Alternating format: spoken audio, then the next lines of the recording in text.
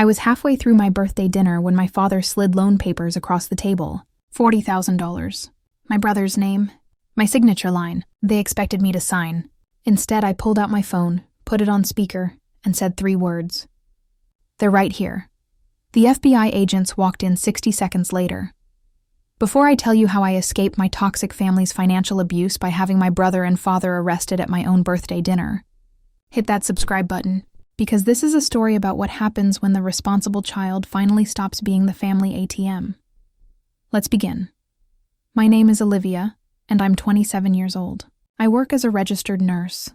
I own my car outright. I have excellent credit, and I've never asked my parents for a single dollar since I turned 18. My older brother Tyler is 30 years old. He's charming, impulsive, and has never succeeded at anything in his entire life. But according to our parents, Patrick and Julie, Tyler is brilliant. A misunderstood entrepreneur. Someone who just needs one more chance. I am the invisible child, the responsible one. The one who worked 2 jobs to pay for nursing school while Tyler got a brand new BMW for his 25th birthday. A car he totaled 6 months later while driving drunk. When my mother Julie called 3 days before my birthday, her voice had that fake sweetness that always meant she wanted something. Olivia, darling, your father and I want to take you to Morton's Steakhouse for your birthday. Just family to celebrate you. To celebrate with me. Right?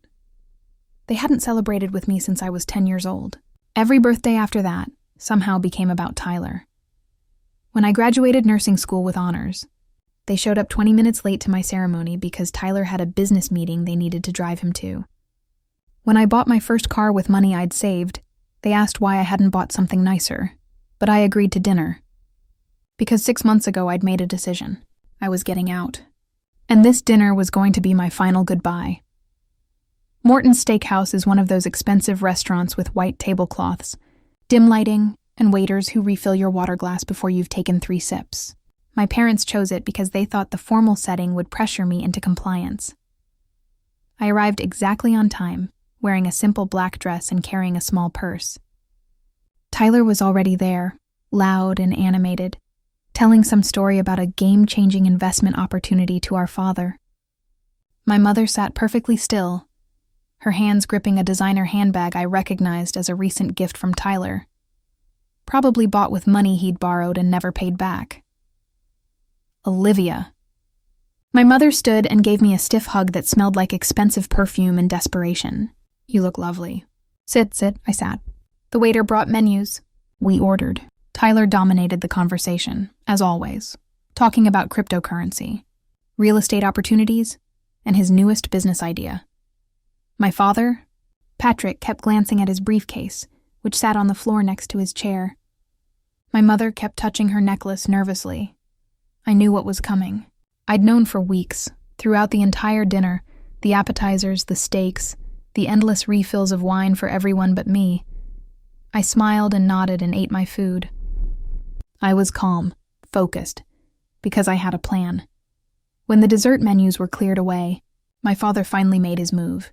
He cleared his throat, reached down, and pulled a thick manila envelope from his briefcase. He placed it on the table between us with a heavy thud. Olivia, he said, his voice taking on that serious tone he used when he wanted to sound authoritative. We have something important to discuss. This isn't just a birthday dinner. We need your help with something. I didn't reach for the envelope. I just looked at him and waited. My mother jumped in, her voice bright and fake. It's wonderful news, really. Tyler has an incredible opportunity, a business venture that's going to change everything for our family. It's a franchise, Tyler said, leaning forward with that confident smile he always used when he was lying. A proven concept. The ROI is projected at 40% in the first year alone. I still didn't touch the envelope. My father pushed it closer to me. Open it, I did. Inside were loan documents, thick official papers from a bank. And right there on the first page, circled in red ink, was the number $40,000. The signature line was labeled, Co-Borrower, Guarantor. My name was typed underneath it. What is this? I asked calmly, though I already knew. It's a formality, my mother said quickly. The bank requires a co-signer for the loan, someone with good credit, and Tyler's credit is Well, it's been affected by previous investments, affected by 4 failed businesses and 3 maxed-out credit cards, I said flatly. Tyler's face hardened. Those weren't failures, Olivia. Those were learning experiences. This is different. It's always different, Tyler, I said. I looked at my father. You want me to co-sign a $40,000 loan for another one of Tyler's ideas? It's not just an idea, my father said sharply. It's a real opportunity, and yes, we need you to co-sign. Your family. This is what family does. I sat back in my chair and looked at all 3 of them, my mother's desperate eyes, my father's stern expression, Tyler's entitled smirk, and then I said something that changed everything. No. The word hung in the air like a gunshot. My mother blinked. What? No, I repeated. I'm not co-signing this loan. My father's face turned red. Olivia, this isn't a request. This is you trying to make me financially responsible for Tyler's next disaster, I interrupted. When he defaults, and he will default, the bank will come after me. They'll ruin my credit. They'll garnish my wages. They'll sue me, and you know that. That's why you're asking me instead of co-signing it yourselves. That's not fair, my mother said, her voice rising. Tyler has had some bad luck, but bad luck? I pulled out my phone and opened a folder I'd labeled Tyler's Ventures. Let me remind you. Business number 1, the food truck. Total loss, $18,000 of Dad's money. Never paid back. Business number 2, the online retail store. Total loss, $25,000, including $10,000 you borrowed from Aunt Helen and never repaid. Business number 3, the consulting company that lasted 4 months and ended with Tyler getting sued by his own partner for misappropriating funds. Tyler's smirk was gone. That lawsuit was dismissed. It was settled out of court with Mom and Dad's retirement money. I shot back. And business number 4, the one you're not talking about, wasn't a failure. It was a fraud. The table went completely silent. My father's voice was low and dangerous. What did you just say? I looked directly at Tyler. 6 months ago, I was contacted by someone named Samuel Morrison. He said he'd invested $30,000 in Tyler's tech startup, except there was no tech startup. There was just Tyler taking investor money and spending it on a new car and a vacation to Miami.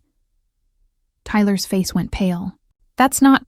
I have emails, Tyler, text messages, bank statements. Samuel sent me everything when he realized the company didn't exist and you'd blocked his number. And when I looked deeper, I found 2 other investors you'd scammed the same way. Patrick Wilson and Justin Hayes. Total fraud, $75,000. My mother made a small, choking sound. My father was frozen. And here's the best part, I continued. Dad knew about it, because he helped Tyler create the fake business documents to show investors, which makes you an accomplice to fraud, which is a federal crime. My father lunged forward, grabbing my wrist. You will not speak about this. You will sign this loan right now, and you will keep your mouth shut about things you don't understand. I yanked my arm away. I understand that you want me to co-sign a $40,000 loan for a criminal. I understand that you've spent my entire life prioritizing Tyler over me. I understand that you see me as a bank account you can raid whenever he needs to be bailed out. We're your parents, my mother hissed. You owe us. I don't owe you anything, I said. I paid for my own education. I bought my own car. I built my own life. Without you. I stood up and reached into my purse. I pulled out 2 items and placed them on the table. The first was a printed boarding pass. 1-way ticket to Perth, Australia. The second was a prepaid cell phone. I'm leaving, I said. I accepted a nursing position in Australia. My flight leaves next Thursday. My mother shrieked. You can't just leave. What about us? What about Tyler's opportunity? Tyler's opportunity is prison, I said calmly. I picked up the prepaid phone. Because 6 months ago, when Samuel Morrison contacted me, I didn't just collect evidence. I reported it to the FBI. My father's face went from red to gray. You didn't. I did. I unlocked the prepaid phone and put it on speaker. The volume was loud enough that nearby tables could hear. A calm, professional voice came through. This is Special Agent Victoria Chen, FBI Financial Crimes Division. We've completed our investigation based on the evidence provided by Olivia Mitchell. Warrants have been issued for the arrest of Tyler Mitchell and Patrick Mitchell for wire fraud, bank fraud, and conspiracy. We have agents standing by at the location you provided. Are you confirming your current location? Yes, Agent Chen, I said clearly. We are currently at Morton's Steakhouse, downtown location. Table 12. Agents are moving in now. Thank you for your cooperation, Ms. Mitchell. I ended the call and looked at my family. My mother was crying, her hands covering her mouth. Tyler was staring at the phone like it was a bomb. My father's hand was still frozen in midair from where he'd grabbed my wrist. You ruined us, Tyler whispered. You ruined your own family. No, I said, my voice steady. You ruined yourself when you decided to steal $75,000 from people who trusted you. Dad ruined himself when he helped you do it. And Mom ruined herself by enabling both of you for 30 years. I picked up the unsigned loan documents and dropped them back on the table. Here's what's going to happen, I said. In about 30 seconds, FBI agents are going to walk through that door and arrest Tyler and Dad. You'll both be charged with federal crimes. If convicted, you're looking at 5 to 10 years in prison. Mom, you might avoid charges if you cooperate, but your retirement savings will be drained by paying for lawyers. My mother sobbed. How can you do this to us? How could you ask me to co-sign a loan for $40,000 when you knew Tyler was a criminal? I shot back. How could you pressure me, manipulate me, and treat me like a piggy bank my entire life? I picked up my boarding pass and my phone. I'm done. I'm leaving the country. I'm starting over, and I'm never coming back. Tyler finally found his voice. You're a monster. I'm the only one at this table who's not a criminal, I said. Then I saw them. 2 people in dark suits walking through the restaurant entrance, scanning the room. Their eyes locked on our table. I grabbed my purse and stood up. That's them. Good luck. I turned and walked toward the door, passing the FBI agents as they approached my family's table. Tyler Mitchell? Patrick Mitchell. I'm Special Agent Morrison. You're both under arrest for wire fraud and conspiracy. You have the right to remain silent. I didn't wait to hear the rest. I pushed through the door and stepped out into the cool night air. Behind me, I heard my mother's wailing. Tyler's protests, my father's angry shouts, but I just kept walking. Here's the truth I didn't tell them at dinner. My flight wasn't next Thursday. It was the next morning. I'd lied about the departure date as one final insurance policy. If they'd somehow convinced me not to report them, or if they'd tried to stop me from leaving, I would have been gone before they could act. But I didn't need the extra week. The FBI had enough evidence to arrest them that night. I went home, finished packing my 2 suitcases, and slept better than I had in years. The next morning, I boarded a plane to Perth, Australia, where I'd accepted a position at a hospital that was thrilled to have an American nurse with my credentials. 3 weeks later, while I was settling into my new apartment overlooking the Indian Ocean, I received an email from Agent Victoria Chen Tyler, and my father had both been formally charged. Tyler faced 8 counts of wire fraud. My father faced 4 counts of conspiracy and 1 count of falsifying business documents. If convicted, Tyler was looking at up to 10 years. My father was looking at 6. My mother was not charged. She'd immediately hired a lawyer and cooperated with investigators, providing additional evidence of Tyler's schemes in exchange for immunity. She also sent me 1 email. Just 3 words, how could you? I deleted it without responding. That was 8 months ago. Tyler and my father both pled guilty to avoid trial. Tyler got 7 years in federal prison. My father got 4 years, plus restitution payments to the victims he helped defraud. My mother lost most of their savings to legal fees. She sold their house and moved into a small apartment. Last I heard, she's working part-time at a retail store. She's never apologized. As for me, I'm thriving. I love my job in Perth.